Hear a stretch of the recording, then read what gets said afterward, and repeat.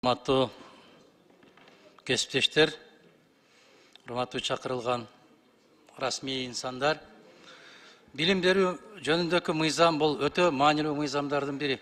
Бардык руханий кесиптештер. Урматтуу депутаттар, бирибизди сыйласак.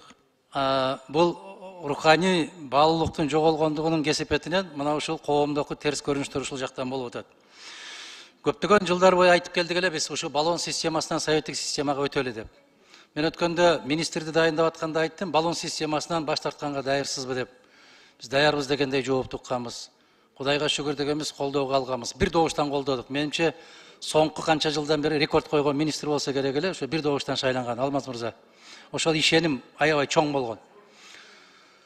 Бизден бир аздан кийин эле Россия Федерациясы расмий түрдө ошол баллон системасынан баш тартып, советтик системага өтүү, бул улуттук коопсуздук маселеси дегендей маселени көтөрдү. Ага чейин Англия мамлекети ошол баллон системасынан советтик системага өттүк деп министр салтанаттуу түрдө ушуну жарыя кылган. Бизде ушундай бир маселе болуп атат. Мына жерде көтөрүлгөн маселе оор маселе, кыйын маселе. Бул чечкиндүү бир кадамдарга баруучу маселе. Бул мыйзамдын долбооруна эч ким каршы эмеспиз, баарыбыз колдойбуз. Бир нерсеге мындай тырышып туруп алып, ушул жакшы нерсени жок кылып алабыз да. Мен жана айттым, депутаттардын бирөө да каршы эмес. Министр катары сиз каршы эмессиз. Өткөндө орун басарыңыз отурду, ал да каршы эмес. Бир бөлүмдүн эксперти каршы болуп коюп, ошо комитеттин кортундусуна чыгып атканы бул өтө өкүнүчтүү көрүнүш. Жогорку кеңеш анда иштебешибиз керекпиз. Бир эксперт каршы чыгып атат. Бөлүмдө эмес. Өзүңүз айтып атасыз, мугалимдерди ары сүртүп, бери сүртүп олтуруп, ушундай бир саясий компанияларга аралаштырып кетип бартабыз, саясатташып кеттик деп атасыз да.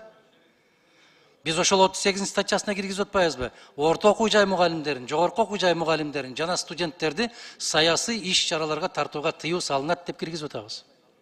Баары макул болду. А бирок тилекке каршы мен аябай өкүндүм. Комитеттин төрайымы отуруп, азыр кортундусун окуп атканда четке кагылды деген сөздү угуп мен аябай таң калдым да. Кече депутаттар комитетте добуш бергенибизде бир добуштан колдободук беле.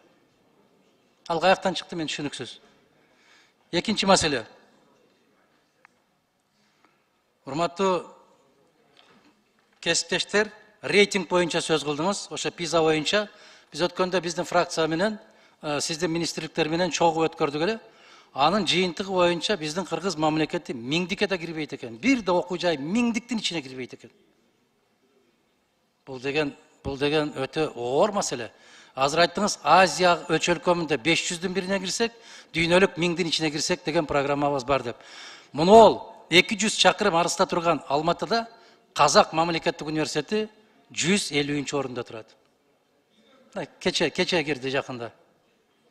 150-нчы орунга кирди. Демек, бизде миллиардтаган акчалардын баары кумга сиңген суудай жок болуп кетип барыптыр. Пайдасы жок болуп атат, эффект жок болуп атыптыр да. Биз 1000-дин ичине кире албай атат экенбиз.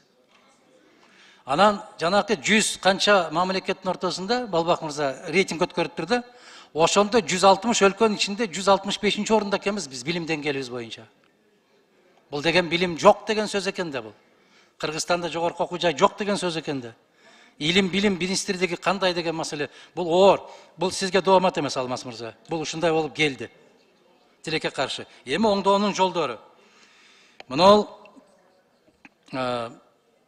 500 мугалим жыл сайын Эстониядан практикадан өтөт деп атасыз.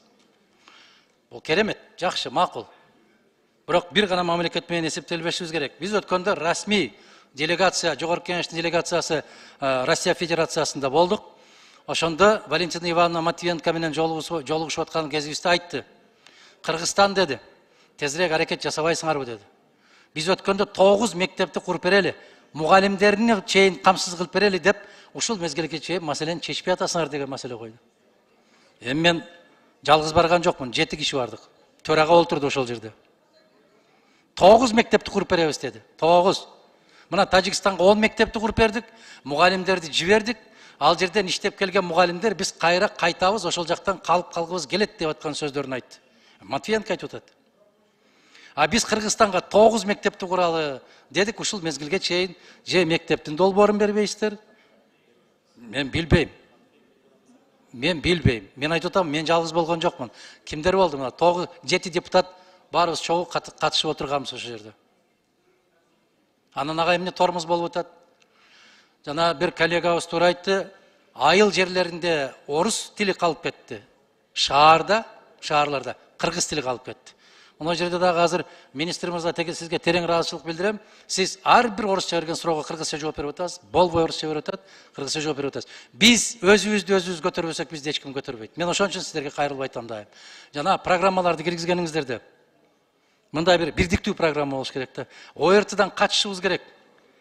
Педагогикада ушундай го. Мына Джон Локту көбүрөөк окуйсуздар да, силер Америкада окусуңуздар, Каменскийдин системасында көбүрөөк окуйсуздар.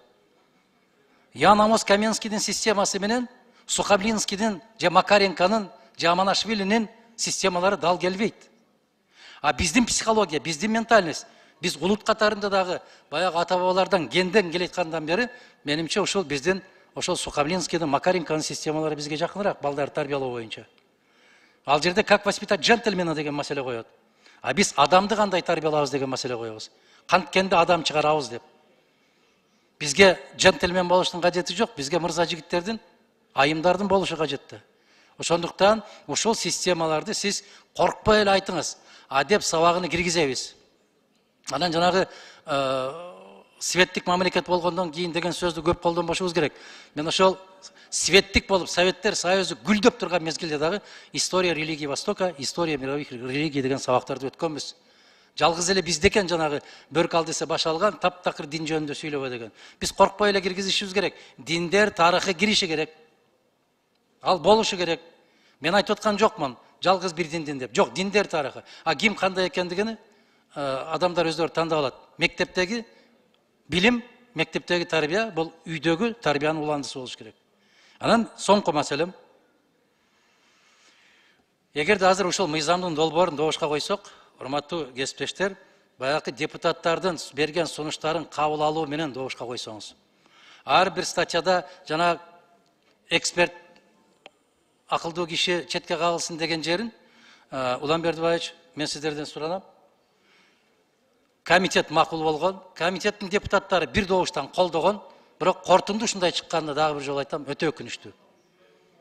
Биз бүгүндөн баштап бошотуп коелучу, ушул жогорку окуу жайлардын, орто окуу жайлардын мугалимдерин ал бул сүргө алганды токтотуп коелу. Эгерде жанагы шайлоо жөнүндө, дайындоо жөнүндө болуп атканда дагы мен ушу дайындоо жөнүңүздү мен колдойм. Мындан бир канча жыл башта айтканбыз биз. Бизге демократия жарашпайт экен. Улуттук университетте дагы бири шайланбастан канча убакыттан бери туруп калгандыгы бул кошуналарга дагы күлкү болдук деп айтканбыз биз. Бирок кароолчун эмне үчүн коет дүкөнгө? Дүкөндөгү нерсени уурдап кетпесин деп коет. Бирок кароолчунун өзү ууру болгону коркунучтуу да. Туурабы? Кароолчунун өзү ууру чыгып калат да көпчүлүк учурда. Ошол сыяктуу эле сиз дагы дайындап аткан мезгилде сиз болосуз, сизден кийин болот, мыйзам иштей берет. Ошондой учурларда ыйман деген түшүнүк болбосо, жана Дастан Атысбекович туура маселе коюп атат. Шайлоонун дагы өзүнүн ашмалтайы бар, дайындоонун дагы ашмалтайы бар. Маселе шайлоодо ошол жамааттын маселесинде, а дайындоодо жеке сиздин маселеңизде. Сиз кайсы критерийге таянасыз? Мына ушуну эске алышыбыз керек. Соңунда айтарым, урматтуу кесиптештер, дагы бир жолу суранам сиздерден, жанагы депутаттардын берген сунуштарын, жазуу жүзүндө берген сунуштарын өзүнчө добушка коюп койсоңуздар да. Баягы бөлүмдүн экспертинин тыянагы менен кетпешибиз керек. Мына бөлүмдүн жетекчиси отурат бул жерде, Мария Насирдиновна. Бул киши да күбө. Бөлүм дагы каршы эмес, бирок бир киши каршы болуп аткан. Бул өкүнүчтүү, мындай нерсе чыкпаш керек сатын дүйшөмүнөн. Рахмат.